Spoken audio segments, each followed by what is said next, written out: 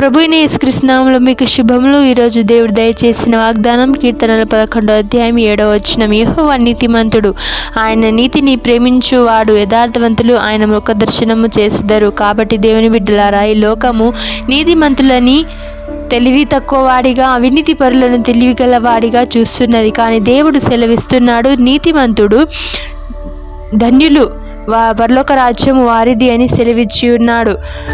కాబట్టి నీతిమంతులుగా బ్రతుకుదాం. ప్రార్థన.